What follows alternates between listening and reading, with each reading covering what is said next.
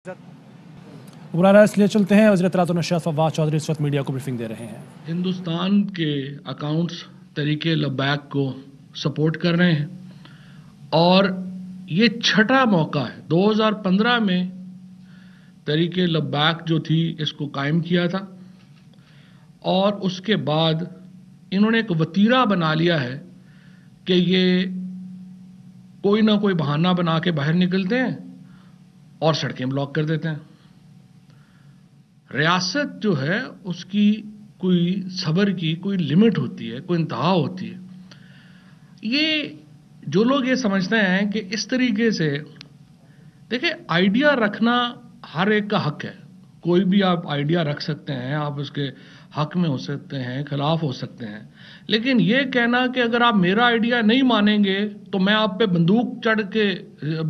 लेके चढ़ दौड़ूंगा, ये तो नहीं हो सकता। इस तरह तो रियासत का वजूद ही ख़त्म हो जाएगा अगर हम अपनी ये इख्तियार कि वायलेंस का इख्तियार जो है वो प्राइवेट ग्रुप्स में बांटना शुरू कर देंगे, तो फिर तो रियासत ख़त्म हो जाएगी। लिहाजा आज की काबीना की मीटिंग में ये एक बिल्कुल वाज़ेह फैसला किया गया है कि किसी सूरत में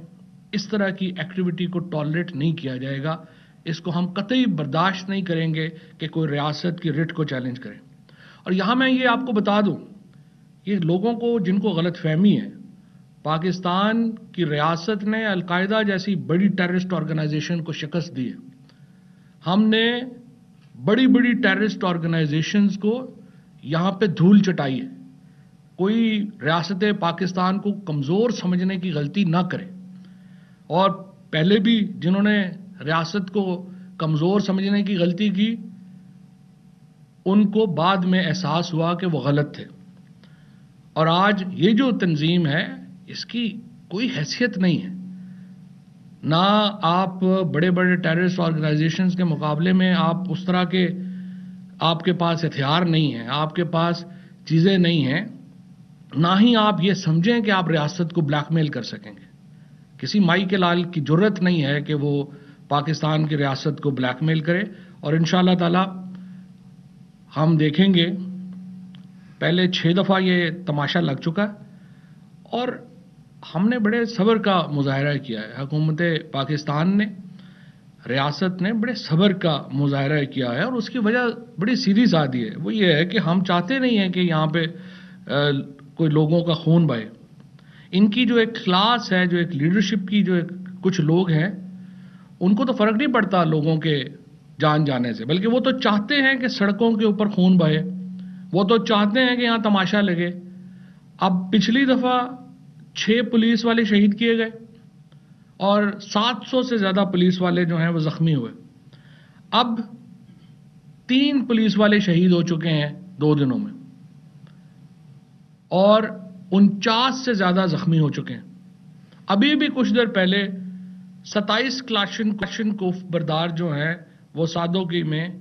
जो है वो इस तहरीक में शामिल रहे हैं। तो सवाल ये पैदा होता है कि क्या हम हाथ पे हाथ धरे बैठे रहें?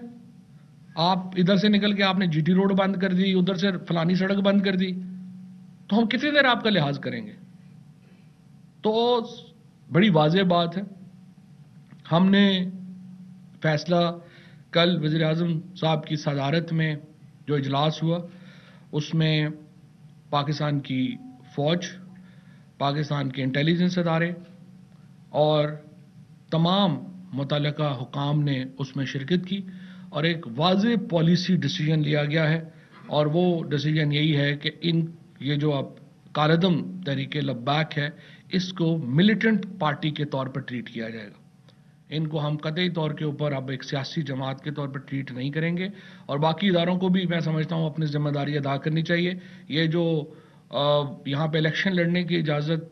इलेक्शन कमीशन की तरफ से अभी तक उनको दी गई है, उसके ऊपर अदालतों का जो मामला है, तमाम जो हमारे इदारे हैं उनका ये फ़र्ज़ है कि वो अपना अपना किरदार अदा करें और इस तहरीक को हम इंशाअल्लाह ताला जिस तरह से बाकी टेररिस्ट ऑर्गेनाइजेशंस का ख़ात्मा हुआ है, आप देखेंगे کہ ان کا بھی اب آگے معاملہ جو ہے ان کو اسی طریقے سے ٹریٹ کیا جائے گا. اب سے کچھ دیر بعد آئی جی پنجاب جو ہیں وہ اپنی پریس کانفرنس کریں گے اور آپریشن کی ڈیٹیل جو ہیں وہ اس سے آگاہ کریں گے, اور پھر انٹیریئر منسٹر جو ہیں وہ بھی, ان کو بھی وزیر اعظم صاحب نے ہدایت دی ہے کہ وہ قوم کو لمحہ بلمحہ جو بھی معاملات ہیں ان سے آگاہ رکھیں. اب تک جس طرح میں نے آپ کو کہا ہم نے بہت ریسٹرینٹ کا مظاہرہ کیا, ایک جگہ کے اوپر بھی کسی سویلین کو جو ہے وہ اس طریقے سے نہیں روکا گیا, نہ ہی ہم نے کہیں پہ طاقت کا استعمال کیا ہے. اور میں یہ بھی بتا دوں کہ کچھ لوگ جو یوٹیوب کے اوپر اور سوشل میڈیا کے اوپر کیمپین کر رہے ہیں اور جھوٹی خبریں پھیلا رہے ہیں, آپ اپنے رویوں کے اوپر ابھی نظر ثانی کر لیں. ان میں کچھ لوگ میڈیا کے بھی ہیں, اور یہ جو فیک نیوز پھیلانے کا کلچر کچھ لوگوں نے جس کا تماشا لگا لیا ہے, ہم اس کو بالکل برداشت نہیں کریں گے, اور وی ول کم ہارڈ آن یو. سو بعد میں پھر ہم سے گلا نہ کہیے گا کہ فلانے یہ ہو گیا یا وہ ہو گیا. یہ پاکستان کی ریاست کی عزت کا سوال ہے, پاکستان کے شہریوں کی زندگی کا سوال ہے. So this will not be tolerated and will go to all extent جس کے اوپر ہمیں جانا پڑا. سو اس لیے جو لوگ سوشل میڈیا کے اوپر بھی اس وقت لگے ہوئے ہیں فیک نیوز کو پھیلانے اور یہ بتانے کہ یہاں پہ یہ ہو گیا ہے وہ ہو گیا ہے, اور پھر ابھی ہم یہ بھی کرنے جا رہے ہیں کہ جو باہر کے ملکوں سے کئی, ایک تو ہندوستان سے ان کو جو ہے وہ سوشل میڈیا ہیلپ مل رہی ہے اور کچھ اور ملکوں سے بھی مل رہی ہے. ہم ان ملکوں سے بھی رابطہ کر رہے ہیں کہ ان لوگوں کو وہاں سے نکالا جائے, اور پی ٹی اے کو اس سلسلے میں واضح ہدایت جو ہے وہ جاری کر دی گئی ہے. اور انشاءاللہ تعالی آپ دیکھیں گے کہ یہ جو سوشل میڈیا کے اوپر بھی لوگ لگے ہوئے ہیں فیک نیوز پھیلانے, ان کے اوپر بھی وی ول کم ہارڈ آن دیم. اب آئیے آج کی کابینہ کی میٹنگ کی طرف. کابینہ میں آج حسب معمول پہلے جو معاملہ ہے وہ الیکٹرانک ووٹنگ مشین سے شروع ہوا. الیکٹرانک ووٹنگ مشین میں ہم نے یہ الیکشن کمیشن کو آج ہم یہ خط لکھ رہے ہیں پارلیمنٹری افیئرز منسٹری کی طرف سے کہ جو اگلا الیکشن لاہور میں آ رہا ہے اس کو ای وی ایم کے اوپر کرایا جائے, تاکہ آپ تمام لوگ جو ہیں اس کو دیکھ بھی لیں اور اس کے مطابق جو ہے وہ ایک کام جو ہے وہ پتہ بھی چلے گا اس کے اوپر کانفیڈنس کیا ہے. سو الیکشن جو ہے لاہور کا وہ ہماری درخواست یہ ہے الیکشن کمیشن سے کہ آپ اس کو ای وی ایم کے اوپر کرائیں. اسی طریقے سے جو دو اور الیکشن جو ہیں وہ فیڈرل چیمبر آف کامرس کا اور کے پی ٹی کا الیکشن جو ہے وہ بھی ای وی ایم کے اوپر کرانے کی تجویز ہے. وفاقی کابینہ کو اشیاء ضروریہ کی قیمتوں کا تقابلی جائزہ جو ہے وہ پیش کیا گیا ہے. یہاں پہ جو سب سے بڑا مسئلہ ہے وہ یہ آ رہا ہے کہ جو سندھ حکومت کا کنٹرول ہے اشیاء کی قیمتوں کے اوپر وہ بہت ہی آپ سمجھیے کہ کم ہے. اور ہم نے سندھ حکومت کو پہلے بھی کہا تھا کہ آپ گندم ریلیز کریں, وہ گندم ریلیز نہیں کی. اب اس وقت جو ہے وہ گندم جو ہے وہ 380 روپیہ, آٹا جو ہے وہ 20 کے جی کا جو آٹا کا تھیلا ہے وہ 380 روپیہ پنجاب سے مہنگا ہے اور تقریباً 350 روپیہ کے پی سے مہنگا ہے اس وقت جو سندھ میں جو آٹے کا مسئلہ ہے وہ چل رہا ہے. اسی طریقے سے جو دالیں ہیں وہ بھی اس وقت سندھ میں جو ہیں اور خصوصاً کراچی میں جو ہیں وہ باقی ملک سے مہنگی ہیں. اس دفعہ ہم نے یہ کیا ہے کہ اب اس کے بعد جو پی بی ایس کا ڈیٹا ہے وہ ہم نے فیصلہ کیا ہے کہ اس کو صوبائی جو پہلے یہ پورے ملک کا پی بی ایس ڈیٹا جو ہے وہ نکلتا ہے, ہم نے فیصلہ کیا کہ اس کو صوبائی ڈیٹا جو ہے وہ بھی اس میں شامل کیا جائے تاکہ لوگوں کو پتہ چلے کہ کس صوبے میں کیا قیمتیں ہیں. اور اس وقت بھی آپ دیکھیں گے تو جو تمام ہماری اشیاء ہیں ان میں پنجاب کی جو قیمت ہے وہ سب سے کم ہے اور سندھ کی قیمت جو ہے وہ سب سے زیادہ ہے, جس کی وجہ سے ایک اوور آل انفلیشن جو ہے وہ آ رہی ہے. اور دوسری بات یہ ہے کہ میں دیکھ رہا تھا کہ بلاول بھٹو صاحب جو ہیں وہ مہنگائی کے خلاف جلوس نکال رہے تھے, تو میں ان کو یاد کرانا چاہتا ہوں کہ مہنگائی کے اوپر انفلیشن کا جو معاملہ ہے اس کو روکنا صوبائی حکومت کا کام ہے. تو مراد علی شاہ صاحب جب مہنگائی کے اوپر بات کرتے ہیں تو بلاول بھٹو صاحب کو چاہیے کہ مراد علی شاہ صاحب سے جا کے پوچھیں کہ یہ چیزیں پنجاب سے خیبر پختونخوا سے کیوں مہنگی ہیں اور ان کے جو کنٹرولز ہیں وہ کیوں وہاں پہ نہیں ہیں. سو یہ سندھ حکومت جو ہے اس کو دیکھے کہ کس طریقے سے اس معاملے کو وہ چلا سکتے ہیں. اچھا جی, تھوڑا سا سمپل یہ میں آپ کو بتانا چاہتا ہوں کہ ہمارے یہ آج ریجنل پرائسز جو ہیں وہ دی گئی ہیں. تو ریجنل پرائسز میں سوائے جو گھی ہے جو کہ ہندوستان میں کوئی 20 روپے ہم سے سستا ہے، باقی تمام چیزیں اس ریجن میں پاکستان ابھی بھی اس ریجن میں سب سے سستا ملک ہے جب آپ اس کی ریجنل پرائسز کمپیریزن کرتے ہیں۔ ریجنل پرائسز کمپیریزن آپ کس سے کر رہے ہیں؟ آپ ہندوستان سے کر رہے ہیں، اور آپ بنگلہ دیش سے کر رہے ہیں،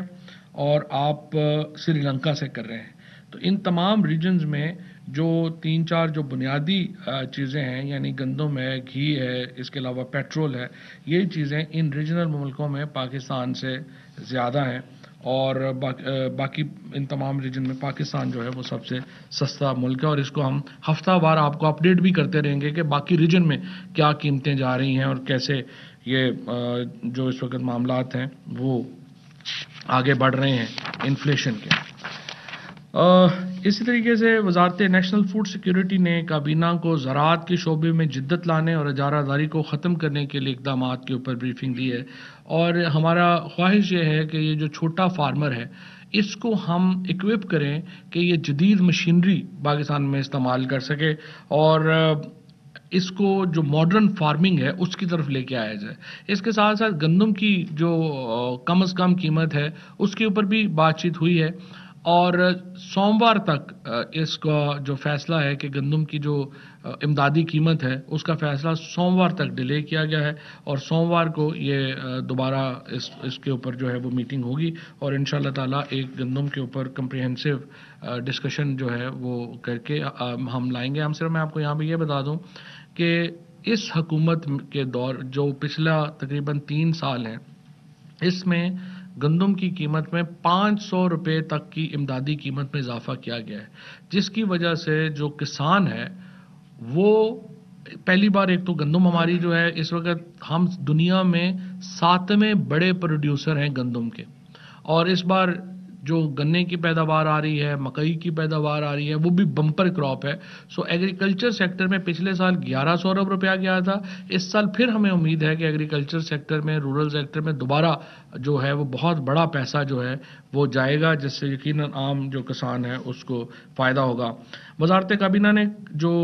قومی ہوا بازی پالیسی پر عمل درآمد کا جائزہ لیا۔ ایک شروع سے وزیراعظم صاحب کا یہ ماننا تھا کہ جو ہماری آبادی کا جو دباؤ ہے اس کی وجہ سے جو ہاؤسنگ سوسائٹیز ہیں وہ پھیل رہی ہیں، اور جو ہاؤسنگ سوسائٹیز میں بھی ہمارا جو گھر بنانے کا جو ترتیب ہے وہ یہ ہے کہ ہم ہاریزنٹل گھر بناتے ہیں، یعنی زمین کے اوپر اس کو بڑا کرتے ہیں، زمین کے اوپر نہیں لے کے جاتے، اور اس میں سب سے بڑا مسئلہ تھا کہ ہمارے ہوا بازی کے جو شعبہ جو ہے، یا جو سول ایوییشن اتھارٹیز ہیں، اور جو ہماری یہ جو ہاؤسنگ ہماری جو ایڈمنسٹریشنز ہیں وہ اجازت نہیں دیتی تھی ورٹیکل بلڈنگز کی۔ تو وزیر اعظم صاحب کا یہ ایمفیسس ہے کہ آپ ورٹیکل بلڈنگز کی اجازت دیں تاکہ اوپر بلڈنگز جائیں اور پھیلے نہ، تاکہ ہماری جو ایگریکلچر لینڈ ہے وہ بچے۔ ادروائز ہم ایک فوڈ سیکیورٹی کا بہت بڑا چیلنج ہے جس کا ہم شکار ہو رہے ہیں، اور یہ بہت ہی اہم ہے کہ اس چیز کو ہم